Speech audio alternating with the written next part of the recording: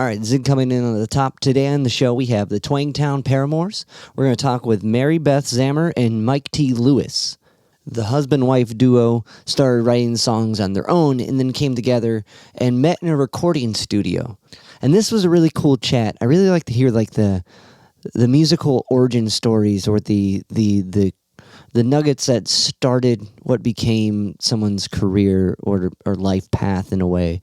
It's very like, it's like when someone tells you about their childhood, but in a really interesting, focused way. It's a very unique thing, and some people may get, I don't want to hear about when. Sure, okay, you heard Jimi Hendrix, but I think it's a real magical thing because everyone hears Jimi Hendrix. And what about you hearing Jimi Hendrix makes you choose this path? And me and Mike and MaryBeth get into that, and they each have a really cool origin story about how they got into music, and then where they met. Now, the Twangtown Paramours, they have 3 albums out. The first 2 are pretty folk and singer-songwriter based, but this newest one is kind of blues and full band based. Double Down on a Bad Thing. It's out now on all streaming platforms. We're going to listen to the song Talk About Peace off Double Down on a Bad Thing. Talk About Peace off the album Double Down on a Bad Thing. The Twangtown Paramours.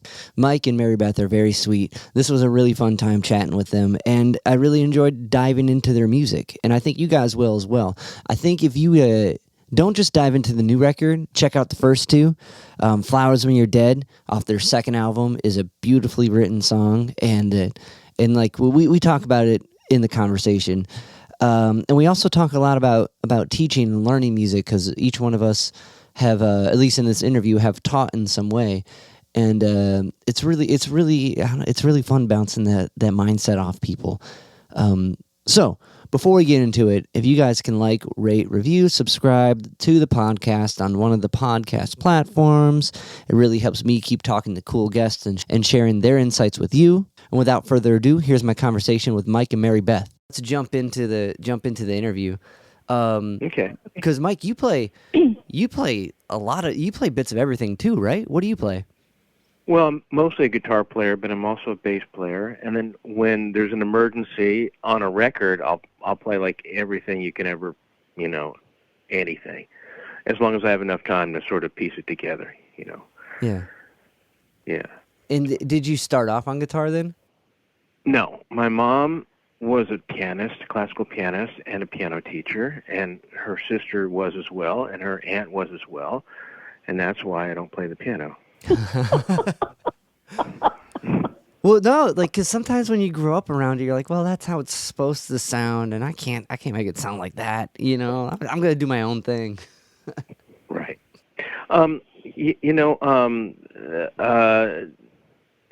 No, what happened was my mom was a headstrong piano teacher, and I was a headstrong piano student, and I was 5 years old, and she wanted to make sure that anything I was going to do, it was going to be as good or better than Horowitz. And I was lazy, and I didn't want to practice, and we drove each other nuts for 3 years until she finally surrendered. And then she said, well, you're going to play something. I said, okay. Well, at that time, the Beatles were really big. I said, well, I'm going to play the guitar. She goes, okay. Well, next week we're getting you a classical guitar teacher, and you're going to learn it the right way. Wow. Well, that's, and you said 5, right? Yeah. That's to be dedicated at 5 to anything other than like outside is a feat, Yeah.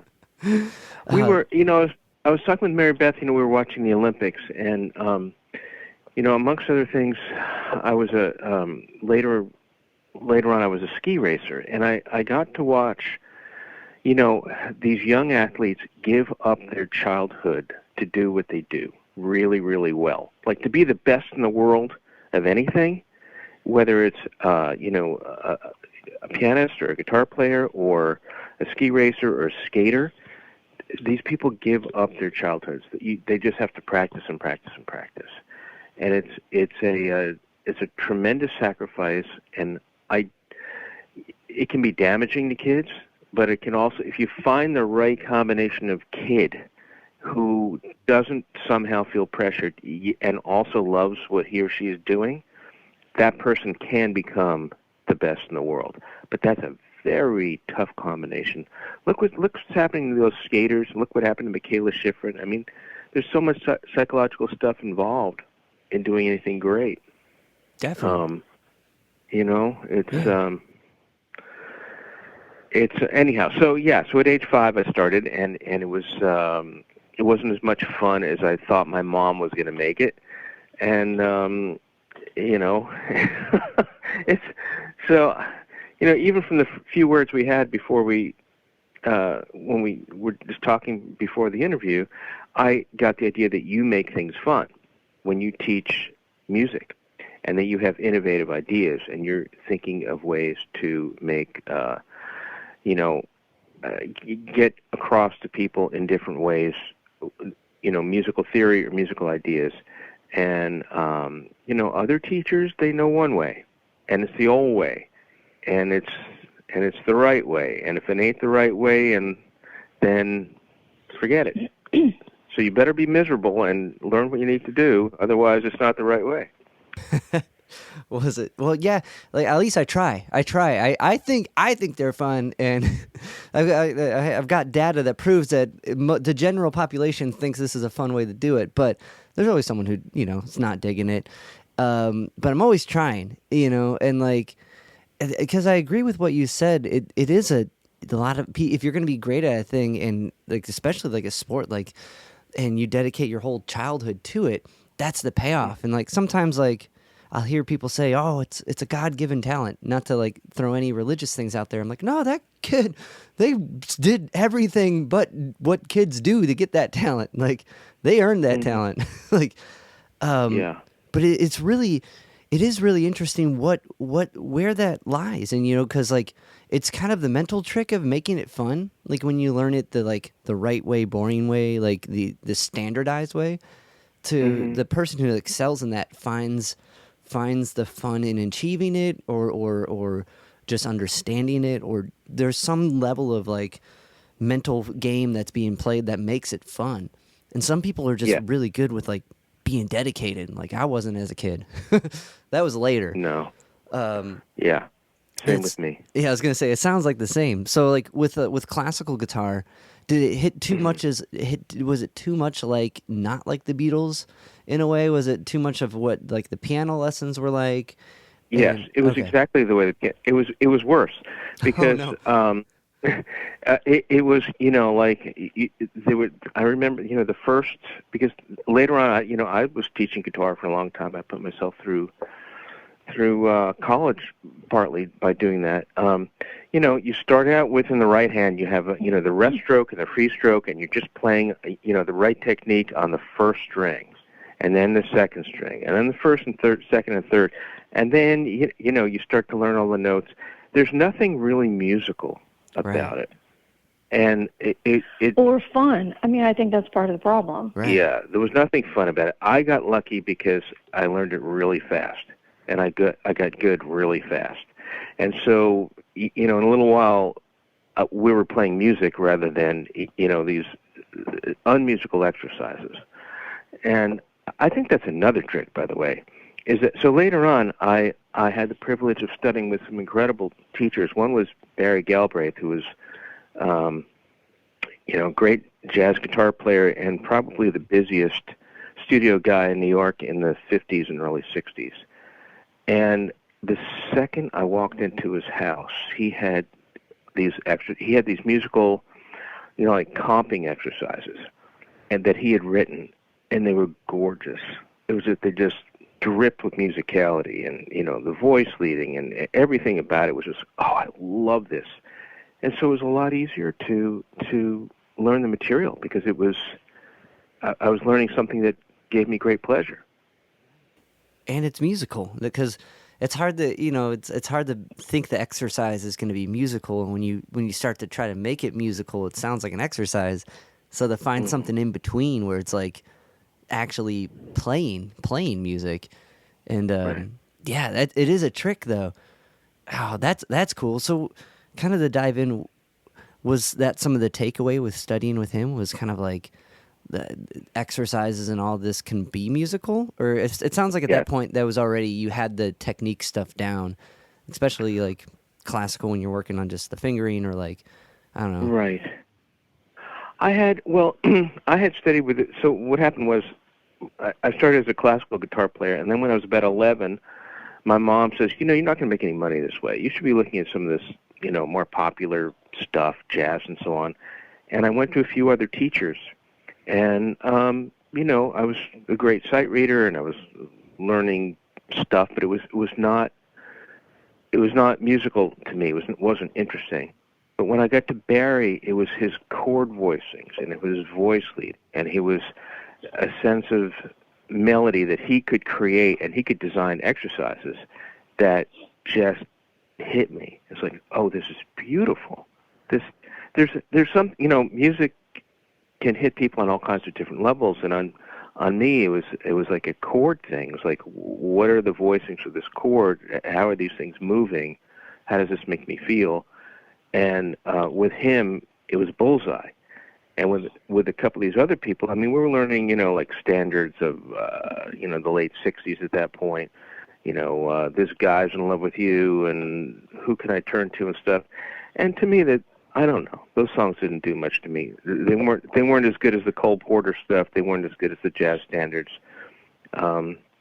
And also, there are certain voicings in guitar for jazz players that are different for rock and roll, or for I don't know, back then what they would call pop music. And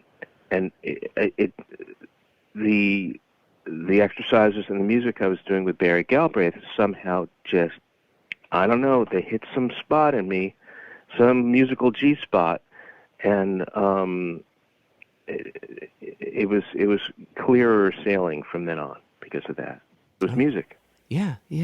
It's really interesting. Like, I was just reading, 'cause I'm always trying to like learn another way, I was reading Jimmy Webb's Toonsmith book. Have you ever read that? That's a great book. Okay. Yeah, it's a great book. So I just got to the voice leading part, and like there's little nuggets in there that I didn't learn going through school, or at least illustrated in a different way, and and it's really interesting with like jazz standards. Though there are a lot of 2-5-1s, though there are a lot of the same movement. What makes it interesting is how it's voiced and what instruments are doing that, and what flair. Like, oh, these are all fourths moving, or the inner works of this progression. That's why it goes to the 2. Whatever. It's a fascinating and rewarding puzzle that the brain is just like, we got the home. That's cool. Mm-hmm. That's cool. That's a great book, by the way. It's sort of like a compendium of all his thoughts on songwriting in many different departments. Right, because at the very end, I'm skipping. I'm halfway through it. And I'm like, oh man, he's getting into like publishing stuff. I'm like, oh, cool. Yeah. It's a great book. Yeah. I was gonna say. So moving on from let's get MaryBeth caught up. Let's put a pin in that. And then so MaryBeth, with you, was music in your family? Somebody in my family was always listening to music, but they weren't always playing it. So all of us, I had two older brothers, and we all were required to play an instrument. Like, we had to pick an instrument and learn how to play it. It was really important to my parents because they listened to a lot of music, but neither one of them played anything. So my oldest brother chose drums. They're both older. My other brother chose trumpet. And I don't know how this happened, but I ended up playing the clarinet awfully, badly, terribly. Like, people were begging me not to practice. It was awful. And I played for 2 years, and I'm not, and Mike and I have this conversation on a regular basis. My favorite quote of any musician is Ella Fitzgerald, when and I have this written down on my desk. It says, the only thing better than singing is more singing. I've always loved to sing, always, like since I was a little kid. Sang in every choir, church, school, had solos all the time. I was one of the kids that got picked. You sing this. And so when I was in 5th grade, and I started playing the clarinet very badly. My parents everyone was like, "Oh my gosh, she's so awful." I was awful, and I don't have I don't have any sort of natural talent when it comes to playing an instrument, and whatever talent that I do have is hard earned. Like I probably have to practice 5 times as much as somebody else playing the guitar or the ukulele or anything, because it just doesn't come naturally to me. But singing is what I absolutely love to do. And so I said, I will gladly put down the clarinet if I can study voice. And so that's what happened. Interesting. It's like with like clarinet or like saxophones, in a weird way, it's kind of you're breathing like you would for singing, but it's different. It's kind of like the opposite. You know what I mean? It's like in a way, like, so I can see where that would be like, if naturally you just have the ability to find the note within yourself, to trying to find it outwards. And you know what I mean? Like with amateur, it's a different approach. And like, so, because I've tried to play sax and clarinet, and I can't, most people tell me to stop too. So I relate to that. It was not my, and I did learn how to play guitar later, but just, like regular chords. Yeah. And now when I play ukulele, and I play electric guitar on a couple songs. I have to practice almost every day, and to keep up the little skill that I have. And Mike very generously had this beautiful, like, shell pink guitar. Yeah, I saw the picture on Instagram. Trim. Yeah, it's a cool guitar. For me. It's a great guitar. I love my guitar, and I like pet it every day. But that helps me because I have this beautiful guitar that I get to play. But my love is singing, and it always has been, and I think it always will be. Like, it just gives me so much joy to sing, and it makes me very happy. And even doing things like scales, I love doing scales. Like, I just love to sing, and I think, I think Mike kind of alluded to this as well. Like, when you find that thing in music that you love, that brings you joy and happiness, it doesn't really matter to me who hears it or they don't hear it. For me, my personal joy and happiness and satisfaction comes from singing. And so I think if someone, like a student, or if someone can find that joy and that happiness, then that just opens up a whole nother, it just opens up every opportunity in the world in terms of the whole, like, musical universe. 'Cause then you want to learn so much more. I think that's key. You know, I met this producer once who gave this incredible piece of insight. I think it may have been Jimmy Browlauer, and he said he's produced all kinds of records. Like, you know, you name the kind of music, and he's produced it. And he said initially some of the music he didn't like, but what he would do is, before he would take on a project, he would listen very, very carefully to everything that was going on. And he would take it on if he found an element in that music, whether it was rhythmic or harmonic or melodic or lyrically, or the drum part or something that he could fall in love with. And that was the entrance into the rest of the music for him. And he found that joy that MaryBeth's talking about in an element of the music. And I always found that interesting. Yeah, that's really insightful.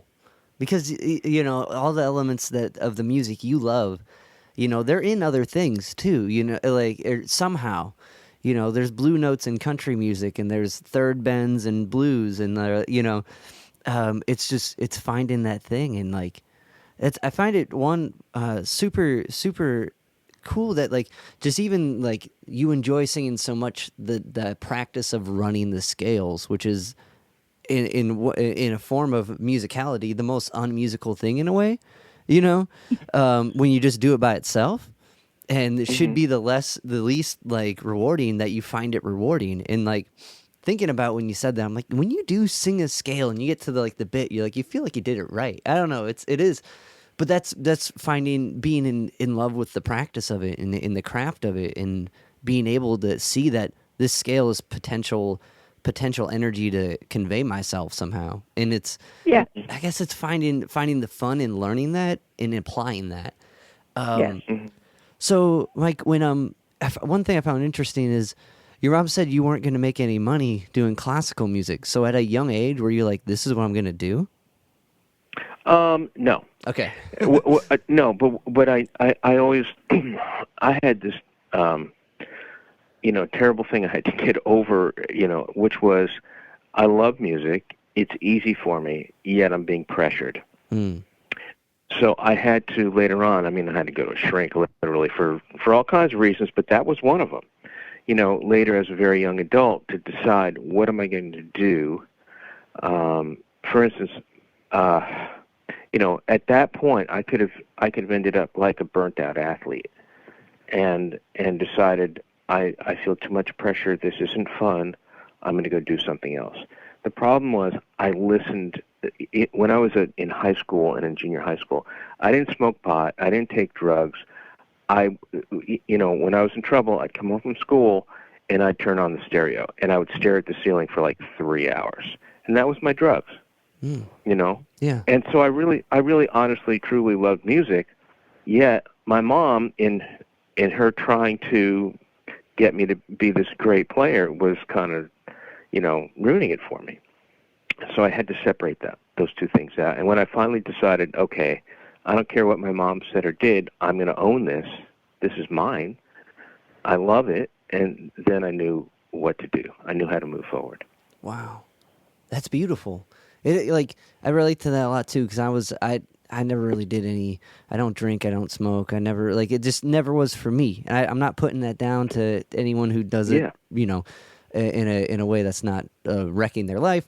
But that for me it was the same thing. There was like this pressure to kind of. I didn't have anyone else but myself doing it, so I can't imagine like having someone being like, you got to exceed at this. That was just my record in my head spinning like, you can do better, and like, right. But I think that's a beautiful movement to take it and own it, and that's such a big feat by itself. And like so okay. So when that happened, was that like before studying jazz and before like, or is that like no, during the okay? That was 11. It was somewhere around age 20 or so, and to tell you the truth, so I studied with Barry Galbraith pretty much for 10 years. Yeah. But there was a period where he fired me, and he says, "Look," he goes, "you're not practicing because I've got all these other people to teach. Sorry, bye." And I went home and I went, "Oh man, I can't do this." So I started practicing. And it's like then I went, knocking on his door, say, "Please take me back." And he was a great guy. Says, "Okay." And Yeah. It went on. It went on from there. But the practicing thing. Some people are really great at it, and I've never been good at it. Because there's a tedium to it, and you have to find a way to enjoy the practicing. Like MaryBeth says, she enjoys scales. I'm okay with the scales. I like them. I don't love them, but they're fine. I'm always looking for what's the musical payoff here. Like right. You said, in one way they're not a real musical thing, but on the other hand, they're the basis of all this other great musical stuff. Here's what I want to say.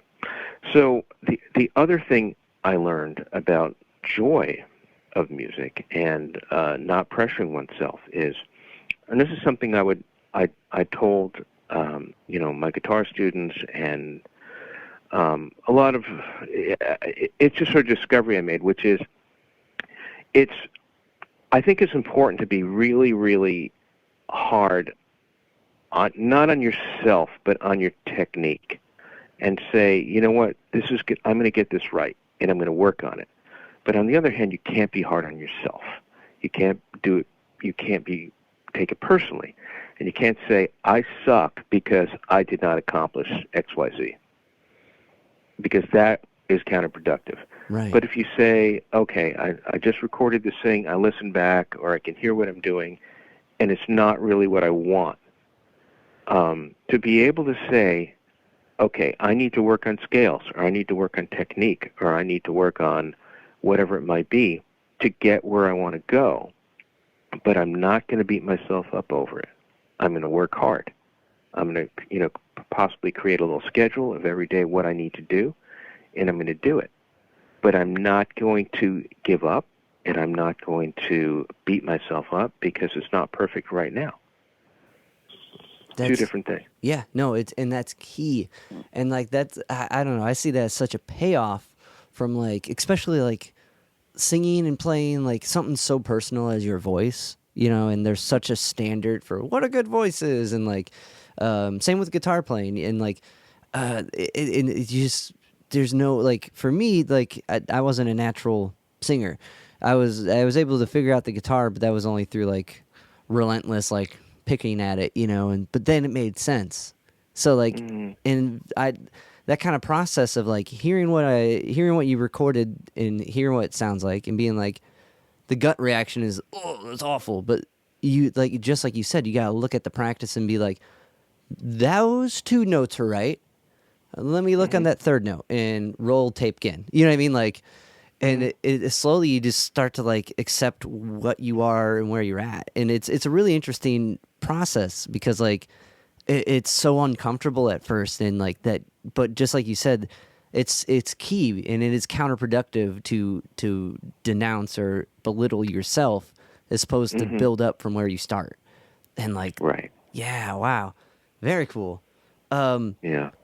But yeah, so like with let's get MaryBeth caught up. So with MaryBeth, when did you start working with Eva Cassidy, and like what was a big payoff with working with her? Because I read that changed a lot of your approach. She did. I'll tell you. I worked with Eva. I was in a cover band called Ignition in the D.C. area for many, many years, and my drummer was Dave Christopher's roommate, and Dave Christopher was one of Eva's best friends, and they played in bands together like all through high school. And they decided to put a band together called Method Actor, and they were playing all kinds of festivals and showcases. It was really to get Eva a recording contract, and they needed a background vocalist that could sing above Eva. Soprano. And, of course, my drummer and bass player were like, you should get MaryBeth. So they came out to hear me, to hear the band do covers. And they were like, okay, great. So they originally hired me and another girl, and the other girl didn't work out, and so they hired my ex-husband, who I sang with, and he and I did her background vocals for her. But so I studied classical music and classical voice, even though I didn't want to be a classical singer. And but I sang popular music and musical theater. But I never had anybody teach me to approach the song from an emotional standpoint. And that's what Eva did. And I had always sung cover songs with cover bands, and the whole thing was, you have to make it sound just like the record because we're playing in all these dance clubs. At the time, dance music was really popular, and we were playing 5-6 nights a week in all these dance clubs. And our goal was to sound like the record because that's what everybody wanted to dance to. But Eva didn't do that. Eva did the opposite. She took the song, and she, like, even her cover stuff that she did, for her, the important part was when she broke a song down, she looked at it first from the emotional standpoint and then from the technical standpoint. So she was trying to, whatever emotion she felt with the song, that's what she was trying to convey to the audience. And that had never happened to me before. Like, I never even thought about that before. And I never thought of taking a cover song and flipping it on its head and doing it the way that I wanted to. I did it the way the record it sounded on the record because that was my job. So that like opened complete new doors for me, and in terms of my own personal development and like musical development, because I was able to like go, oh. So in our cover band, I still sang every note exactly the same way the person did it, but when I was doing music outside of that, I just started thinking of how I wanted to present a song and how the song made me feel and what I could do vocally to portray that so that other people listening may come into that like circle of what I was feeling when I sang it. Oh, okay. Well, it's crazy, especially when like the gig is replicate what you hear, you start to lose that emotional connection because you're focused Right. so much on the replicating it. And even I found it interesting through like going through like I went to Cleveland State for music therapy, and like just the practical things, and like when you do ear training or whatever, a lot of it is so they don't really teach you how to feel the music. It's weird. Like, yes, tempo-wise, okay, you can feel that's in 6/8. This is what that feels like. This is how you count it. But like emotionally conveying and emotionally being aware, it's like, it's kind of like, well, yeah, you know that, right? But no, when you learn all these techniques, you don't really learn techniques to emotionally engage. And Right. it's but that's how you learn it. It's from the people you're with and studying and influenced by. That's really cool. Awesome. So like That's really, that is how I approach every song that I sing. But now, especially because most of what we do is stuff that Mike writes, so nobody's ever heard it before. Or if it comes to me first, which is really nice to be able to sing a song for anybody else that gets to record it, no one's recorded that song before, so it comes, it's kind of like this little gift, and Mike saying, here's this song that I wrote, and I'm looking at it going, okay, what am I going to do with it? And my first approach to anything now is, what does this song mean to me? How does this song make me feel? And how am I going to convey that in what I'm singing? Right.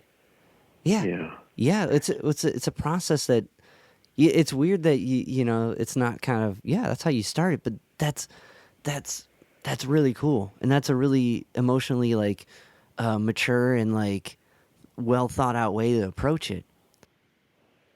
The other thing is, MaryBeth was talking about the tunes I write, but sometimes, like in our live shows, we'll play cover tunes, and we only pick cover tunes like that somehow we're going to do a little differently or a lot differently, because for instance, we love the Beatles. Or I do, anyhow, for sure. And if we're going to go do a Beatles song, it's like, well, why go try to do exactly what they did? The world has that. It's on record. Everybody owns those records. They don't need us to go replicate that. Right. And we're not a tribute band. We're not interested in being a tribute band. We want to do something different. It's like, well, we want to put something of ourselves in it and connect to it, have our own emotion rather than the emotion or the intent or the feel of the original artist. Because the world has all those records. We don't need to, just duplicate it. Yeah, I think a great example of that with Eva is Fields of Gold. When you hear Sting do Fields of Gold and you hear Eva do Fields of Gold, it's like two completely different emotional responses to the song, at least for me. Like, when I heard her do it, I was like, oh, that's what he was talking about. It just opened this big door. And I don't know if you've ever listened to both of those versions of the songs, but they're very different. And Eva, definitely, I feel the emotion of the song more. And Sting wrote it. Right. Mm-hmm. But I think I read an interview with him, and I don't remember where it was, and I don't know. You never know how true an interview is, like if they actually say what the person said or not. But I think he said that he liked her version better than his. Like, he heard her version and he was like, oh, yeah. Well, I think, there's also, I was watching this documentary on Motown last night, and it was hosted by Barry Gordy, and there was this one fascinating example. They had the grapevine. I heard it through the grapevine, and they had the Marvin Gaye version that everybody knew, and then there was another version that was completely different. And I forget who did it. Was it Gladys Knight? It might have been Gladys Knight. I forget who it was. It was real up tempo, and it felt completely different. It was Gladys Knight. And it was fine, but it wasn't a hit because they put a different thing into it. They had a different emotional approach than Marvin Gaye did. And you know, there's so much a human being, anybody, can bring to a song that's completely different from what everybody else in the world can bring to it. It's that, you know, your whole being gets translated somehow into that song. It becomes something else because person A does it instead of person B. Well, I think it's interesting when somebody who writes the song doesn't have a hit with it and somebody else has a hit.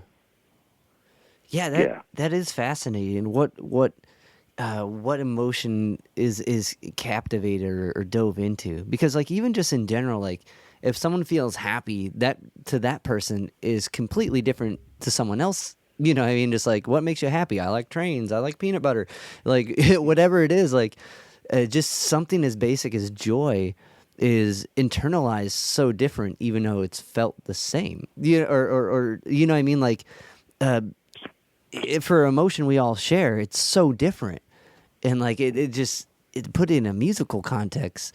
You know, you really get to see it. You get to or not see it, but hear it. And that heard it through the grapevine is a great example because like you're saying, both Gladys Knight had hits too, and like, but what was it about that slower kind of like? Was it the voice? Was it because Marvin sang it? Was it how like? And like it was everything. It was everything about that rendition that was so wonderful. But I mean, to me, he's one of my very, very favorite singers. I think he was one of the greatest phrasers of all time vocally. But there's, you know, it also proves, at least, you know, I have another little theory, you know, having, you know, produced other people and you know, run a studio. You know, every musician, whether it's a singer or a guitar player or a drummer, there's a subtlety of emotion. It's not just I'm happy or I'm sad or something. It's like almost like handwriting. You know, it's just unique to every person. There's if the person's lets go, they are going to come through the song, or they're going to come through the instrument, and you're going to feel this thing that you can't put your finger on, but it's them. It's the sound that they make. It's like the way they think and everything they feel will come through that song somehow. There are a lot of famous examples of I forget who it was now. Magazine article I read years ago on guitar player. Somebody was backstage at an Eddie Van Halen concert and picked up Eddie's guitar and his rig and started playing it. And it did not sound like Eddie Van Halen. It sounded like the guy who picked up the guitar. Right. Because the biggest instrument is the person. And whether all these subtleties come through. So when Eddie Van Halen picks up a little, let's just say a classical guitar, it's going to sound a lot more like Eddie Van Halen than me picking up all that stuff that went through his rig and playing something. It's still going to sound like me. Definitely. So, you know, I think when we're lucky and we let ourselves go, that's part of music. It's like, I'm going to be me through this instrument. I'm going to let, you know, my emotion and my feeling come through whatever I'm, you know, if it's guitar, it's going to come through my guitar. It's going to come, you know, that's the other thing. I learned that even drummers are the sound, the way they hit the drums.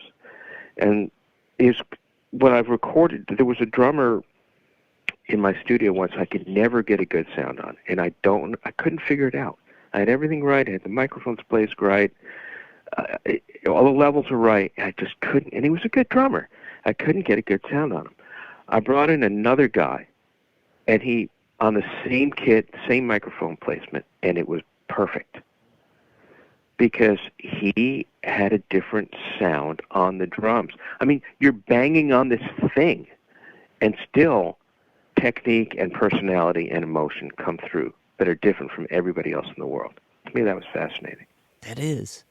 Because that's science in music. You like, all the parameters are the same. What's the one thing? And it's interesting, like with recording, how much of it is kind of psychological, more so than it is practical in a way.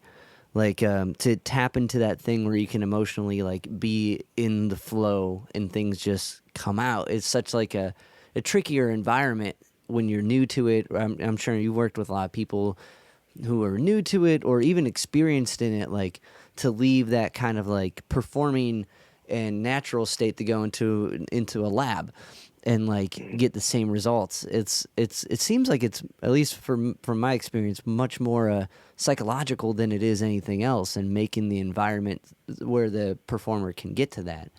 Well, that's true. But to me, that's sort of like if you have a bunch of actors and you're shooting a scene, and instead of being the recording guy, and the producer and the engineer, you're the film crew. Okay. And now those actors, you've got all these cameras around them and all these people. They have to somehow bring out the emotion and bring out something unique and interesting of themselves in that scene. They have to have it in their heads that they're alone, especially if it's a love scene. I mean, they're alone and nobody else is around them. There's no lights. There's no, camera crew. There's nobody. They're standing with a script. And yet, all this emotion and all this, interesting stuff's got to come out of this scene. It's a little similar with the recording process. To learn how to become a recording artist is a whole other thing.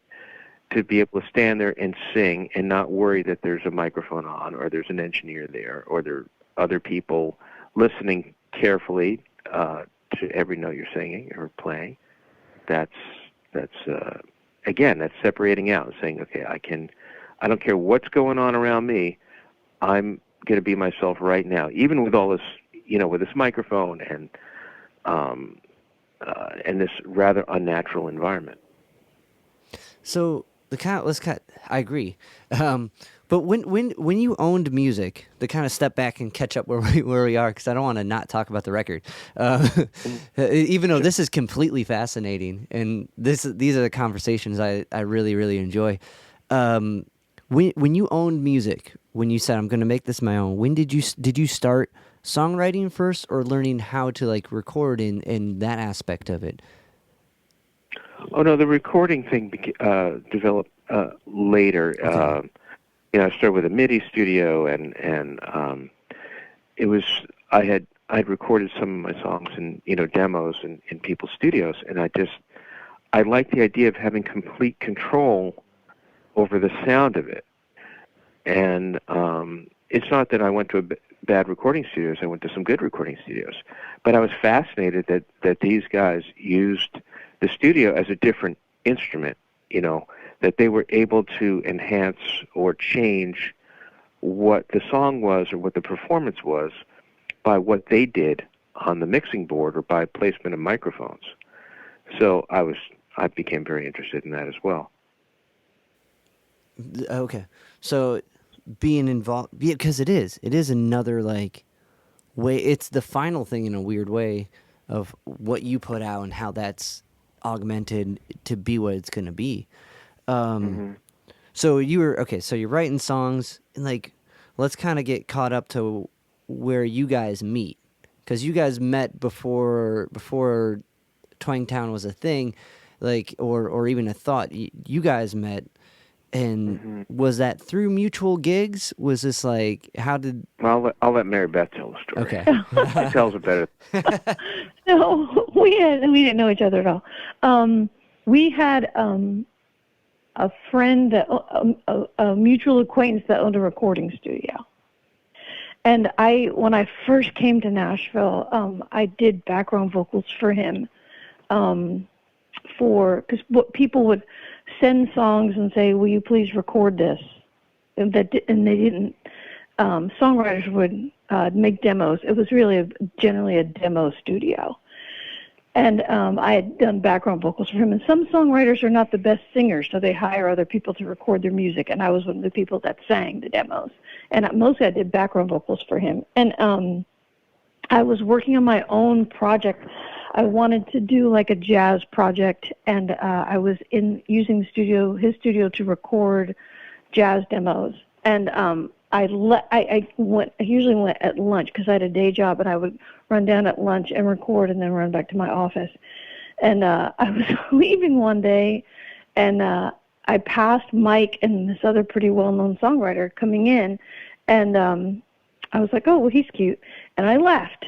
And then when I came back, I don't know when it was, a week or two later, I was talking to Jay, and he said, hey, that guy, I said, who is that guy that was walking in? And he was like, oh, that's interesting because he asked about you too.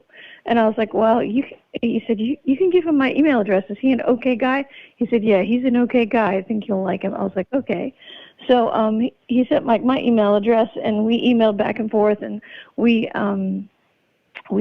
set a date. I don't remember if it was for dinner or coffee, but whatever it was, I got sick. I had a really bad cold, and I canceled. And Mike thought I canceled because I wasn't interested. Right.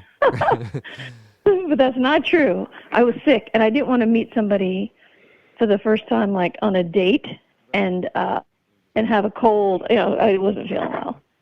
So anyway, we rescheduled. We met up at a Starbucks in Nashville, and before the pandemic, actually, we tried to go back to that Starbucks on the day that we had our first coffee date, like on that day. Aw, that's awesome. Tried. Not that it didn't happen, but that's awesome. But the really interesting thing for me was so we dated for about a year or so. We started dating in 2007, and we didn't make the first record till 2010. But what was happening was Mike was hiring other people to do his demos, and I was really frustrated because I felt like I could do a better job on the people that he was paying on some of the demos. Like, I'm not a bluegrass singer, or, there's certain kinds of music that is just not my, area. And, of course, you definitely should hire a bluegrass singer to do a bluegrass song, not me. But he was having some demo work done on some of the songs, and I was listening to, oh, yeah, that's really good. And I'm thinking, I would have changed that. I would have done that differently. I just felt like I could have done a better job. And plus, I cared about him, so it was really important to me to have, the best work on his demos. And finally, one day, he had the song that ended up going on our first record, and he was like, here's this demo. And I was just like, I just couldn't take it anymore. And I said, no, let's go downstairs. Let me do this. And I sang it, and he was like, that's it. I said, yeah, I know. I knew that, yeah. So we dated for a long time. Well, probably at least a year, maybe 2 years before we put the music into it, because the relationship always came first to me. But I felt in my heart of hearts that I was like, yeah, I could do that. It's awful to say I can sing better than that person. And it wasn't that I could sing better than whoever it was he was making the demos. I could sing it differently. And I knew that I could sing it differently, and I knew I felt I knew what he was trying to get across in the song, and that person wasn't doing that, because to them it was just another song, but to me it was his song. Yes, and I was glad she did that. And I don't know if that makes sense, but it was it's meant something to me. And when you're a demo singer and you're getting paid, $200 or $300 a song, and you have 6 songs to record that day, you may or may not put all the emotion in every one of them, or to even take the time, because it's really not your job. Yeah. Your job is to record the song for the person, right? Right. And it's a demo. And and if you have no emotional connection to it, and just, being in a relationship with someone, you can kind of gauge where maybe they're coming from that, just from knowing them. And like it's like when the band breaks up and they get the new rhythm section and get back together, you're like, well, it's still, I don't know, it's still Iggy Pop, but you know it's missing the Stooges, you know, like that bringing out as like it's us against the world in a way of conveying this emotional message. And like that, I think one that's really cool that you guys like took time and were like, we're gonna focus on us as a couple and not not engage in like business, which is in this case music, and or you know what I mean, and kind of have that respect for what each other does. And but it's cool that it happened naturally and like and because it was like, let me help convey your message clearer, because that's awesome. It was very sweet. To actually confirm something that both of you have said. So the day that MaryBeth and I met, the reason I was in that other studio is because my friend and mentor Paul Kraft had said, why don't you come along with me? I'm going to re-demo this tune of mine. And that's why I was there. And Paul's actually, a lot of people have heard his music. He wrote Drop Kick Me Jesus and Keep Me From Blowing Away for Linda Ronstadt, and he's also the publisher. He's the guy who got The Gambler out into the world. He's the publisher for that song. But anyhow, so one of his tricks of success was he would keep re-demoing his songs because different singers would have different approaches, or Paul would say, you know what, I want to approach this song, instead of doing it slow, I want to do it fast, or instead of doing it fast, I want to do it, you know, with a Memphis groove. And he kept trying different things with his songs, and that gave him a better chance of shopping those songs and of giving new life to them. And that was a very smart thing. And I don't know if you know this, Dave, but that song, I Can't Make You Love Me, that Bonnie Raitt does, that Alan Shamblin and I can't think of the other guy that wrote it with him. Mike Reed wrote. It was originally a bluegrass song. Huh. And they demoed it as a bluegrass song, and then they re-demoed it. Well, I think they rewrote the music pretty significantly. Oh, okay. Yeah. And then they played it for Bonnie Raitt, and it's like when you hear that song, I think, well, how could that be a bluegrass song? Like, I'm sure it was, because that's how they wrote it. But that's also an interesting thing. Like a musician can take a song that someone else has written and reinterpret it so that it could be even more accessible than it was, or produce it a different way or whatever.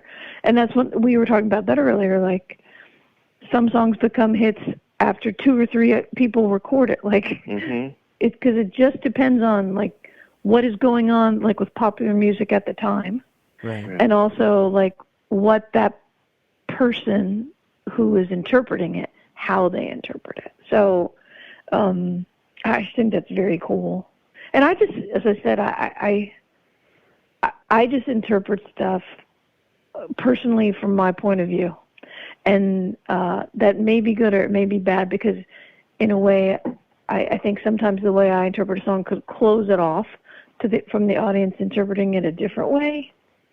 But it also, on the other hand, makes it like personal, and I think they feel that when they hear it. Right. And like you have to come from your perspective. Eventually, like, it's got to be like how you feel about it. And like I guess it could be endless. You know, it could be endless renditions of stuff. And like one thing I find fascinating is when, more funny is when you hear like complete genre swaps of a song. Like when you hear like the Slayer but reggae music, it's like the absurdism in it. But when you're writing a song, that starts to get overwhelming in a way too. You're like, oh, what do we do? But that's I don't know. I agree. That's really cool. And I didn't know that, and that is a great technique, especially because you can hear, like how you're saying, you can hear different inflections on it, and just like to really see what makes that song stick. and to be able to shop or to send those demos to different artists and get that's a really cool spot to be in. Probably He was a smart overwhelming. guy. But so what song was it that you went and demoed for that was off the first record? Oh, Nowhere to Go. Yeah. It's called. Okay. Mm-hmm. Good tune. Yeah, I dove back into the 3 records you guys have. So let's kind of. So it just kept shopping demos, or just kept tracking demos, and then you guys are like, let's roll with this. When did it become let's do our own thing? Well, what happened was when we did that tune, it had a different sound to it than anything I was doing at the time. And then I forget, we did another couple of tunes. Can I tell him one other thing about that song? What? It was Valentine's Day. We were supposed to go out to dinner. Oh, yeah. And I was like, no, I really want to fix the song. I forgot about that. That's awesome. And I was like, cancel the dinner reservation. I've just got to fix this. So we spent the evening in the studio. Right. I forgot. So once we had that tune, I forget what the other 2 tunes were, but they started to, they felt like they belonged in the same group of songs. And then once we had 3 songs, then we decided we had an interesting musical direction to go with, and something we both liked, and we developed an entire album around And we that. started playing around like at writers' nights and stuff, just to see how the music would go over and how we would perform it like out of the studio. Right. And we started playing a little bit, not a lot. We started playing.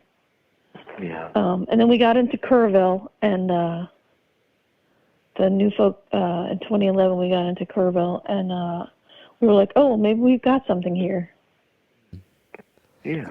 What was it? Yeah, because that first record's really. I mean, all 3 of them are really good. The first 2 have this kind of like kind of folk, country, even bluegrass. Like I like the one the hula hula with the Hawaiian vibes to it. That was like it's cool, and like your voice fits in a very unique way in that one. And same with the gingerbread one on the new record. I'm like, there's a thing, I don't know what it is, harmonies backing it or what it may be. So it's a really interesting one. They're all really well written songs. And like just the kind of style that approaches into it, because I remember both the gingerbread and the hula one were like, they're both kind of at the end of the record, and it's this kind of like fun poppy tune, and that's one thing that progressed even through the newest one, which is kind of blues based, is like there's this positive attitude. Like one song that really stuck out to me was on the Promise of Friday Night, the last one, Flowers When You're Dead. Like that, I was like, oh, this is a really good written. This is well written and well performed. Like, but it's like being here now. Like I don't know, it wasn't like a bummer of a song when you read the title. You're like, oh, Flowers When You're Dead. But so after this first record and kind of the second record felt like you guys it felt tighter than the first one. Just like Yes. So what was the kind of process with that? Well, the first record, we were trying stuff. And the second record, so we had a radio promoter who was a folk radio promoter. And she got the first record to like number 11 on the folk DJ charts for us. And so at that point, I was ready to make something like what you hear on the third record. And we had a meeting with her, and she says, oh, no, that you can't do that. You guys have gotten into Kerrville, and you need to really cement your reputation with the folk DJs, and so you can go out there and play more little duo gigs. You need an all acoustic record that's for the folk DJs. And I fought her for about 15 minutes and went, oh, crap, she's absolutely right. And so that's what we did. We made a record that the drums are very muted on it. It's mostly like hand percussion stuff. There's no electric guitar. There are what did I play on there? I played some mandolin on there. I played some that jingly jangly thing that you did on the mandola. Yeah. Well, what is it? It's the Irish instrument. It's the yeah, it's also called a mandola, and I can't think of the oh crap. I can't think of the other name for it. The jingly jangly thing. The jingly jangly thing. know. Yeah. You know that jingly jangly thing? Right. Yeah, it's Yeah. a jingle jangle tape. We played that a lot. So that was an That's acoustic awesome. record. So Right. That was focused, and that did really well on the folk chart. We got to number 2, and the only guy who beat us out was Woody Guthrie, because it was the Folkways Centennial release of his work right that month when we released. But we did very well, and it was a nice album. But that's not the direction I had wanted to go. That's not what, so we finally put, during the pandemic, had collected enough songs for this record with the same direction, and I just knew what I wanted to do. And that's when we went and recorded, these songs that are, as you said, much more blues-based. And it's really a retro-sounding kind of record, and most of it anyhow, a lot of it. And there are influences of the Beatles, and there are influences of Memphis horns, and some R&B, yeah. some blues. Mm-hmm. We had I can't speak for MaryBeth, but I had a way better time making that record than the others. Okay, I had fun making all of them, but singing-wise, singing like more R&B, like blues kind of stuff is more fun. Right. Well, Yeah. right. Most fun. And it seems like it would kind of fit your background of like where you came from, or like musically at least. And it's interesting just because like when you harmonize or when you approach like vocally supporting like harmonies is what the word I'm looking for is.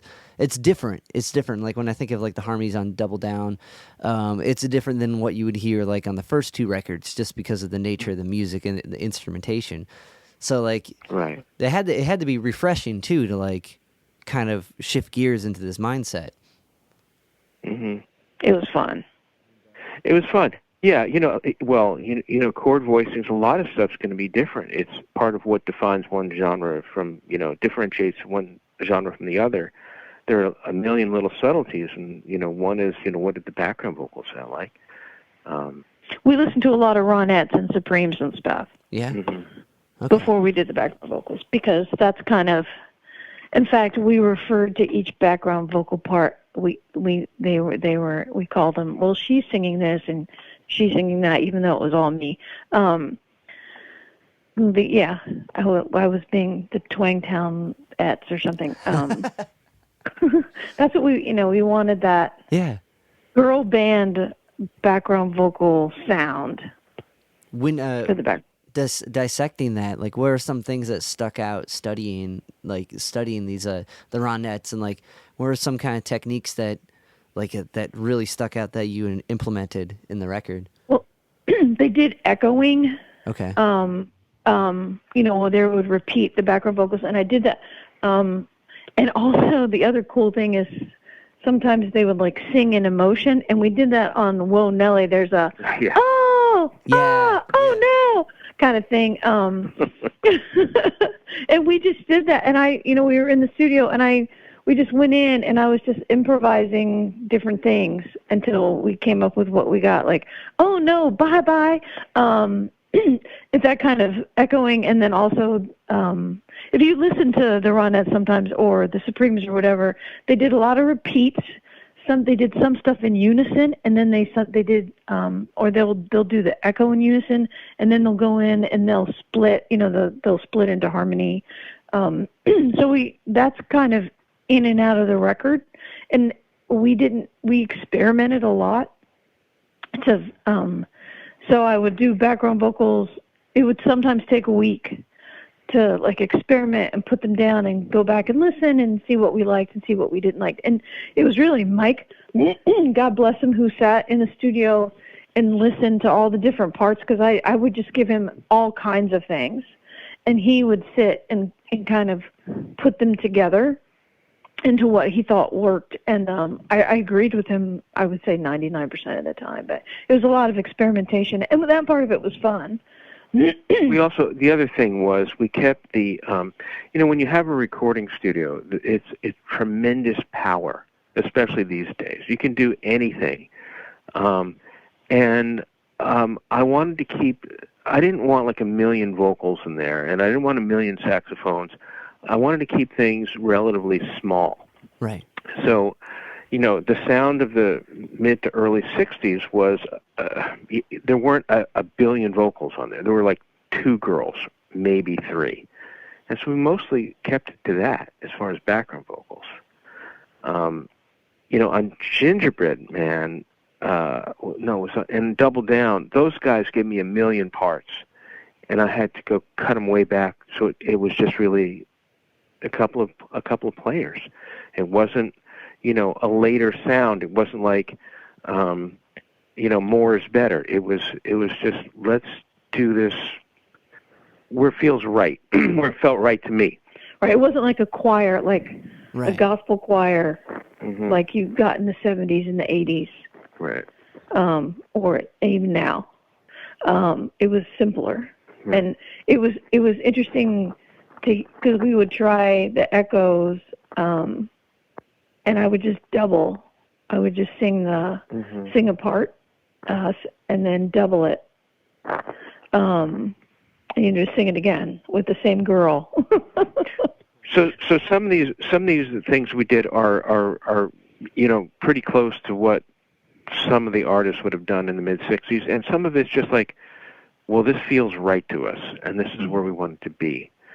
And it's also, there's no like synthesizers or anything on this record, which is part of what makes it more of a retro sounding thing. It was harder to not do stuff than it was to do stuff, because I think it's mostly, most pop music out there is using all kinds of digital sounds. Right. And we wanted this to be a human sounding record. We wanted this basically to be something to cheer ourselves up. It's mostly a very happy record. And something to cheer up the rest of the world, because these were, some pretty rough times we've been going through here the last couple of years. And we wanted to say to people, hey, remember back when, in the mid-'60s, when this country was doing great, and we were on top of the world, and everybody was working, or, not everybody, but more of the country, and everybody felt more hopeful, and we, why don't we go back to that feeling, and maybe that will help inspire people feel better. Maybe, you never know, maybe the emotion will lead people into a different kind of mindset, a different kind of action. And that's that last song that Mike wrote, All Right Again. I mean, that's exactly what that says, is it's going to be okay. Like, we're going to be all right. Right. And music does such a way of transferring, like, an emotional state or a memory, and it is quite an influencer. Like, I mean, it's easy for all three of us to say that because we do music, and like, yeah, of course it's an influencer. Like I based everything around it, but it also it just how it changes in the environment that it's playing in or shared in, and just like, and I found that fascinating and really cool because most blues records have the bummer jams. You know what I mean? Like, they sound awesome, like. But they are kind of like, yeah, I know she left. Now I have to think about it again. Like, well, that's what the blues are. The blues is right. That's what the blues are for. Yeah, right. So it's just cool to see a positive, like, attempt with it, and like, and then sincere, and not like not a tongue in cheek, but like a very sincere attempt, and not attempt you did, a sincere approach to it. So that's all I was trying to say with that. But it's awesome. Do you guys plan to do more of this style and more of this kind of approach for the next project? Yeah. I don't know. Yeah? Yes. Very cool. Yeah. I'm not sure exactly how the next project's going to look, but I know we're about to go tour with, to present the songs from this record, and I can tell you we haven't really sat down and discussed this completely, but I'm really enjoying this music a lot more than the stuff we were doing, the acoustic kind of stuff. And the more we play with a full band, the happier I am, and the more, the more kind of blues-oriented rock-oriented stuff we do, the happier I am. It's just, so, you know what, why not do what makes you happy, whatever that is. And just being with a band's fun. You know what I mean? Like, it's fun. That's right. Not that we're not fun together, but it's way nicer having drums and bass and two guitars and with maybe a horn or two. And the joy for me is that I don't have to play anything if other people are playing it. Right. Who are much better at it, by the way. Well, I mean, you two are fun. This has been a blast. I've had a great time chatting, and I really appreciate it. You guys taking time to chat with me. Are you guys planning to come to Ohio? Not. We don't have anything on the books. I think once the pandemic's really over, then we're going to start, looking more seriously about playing everywhere. Right now, we've booked a tour in the Northeast in July, and they're all outdoor shows. All outdoors. Cool. And we've got some other stuff, and we've got some, all we're focusing on is outdoor shows probably through the fall, and then we're hoping to switch to inside.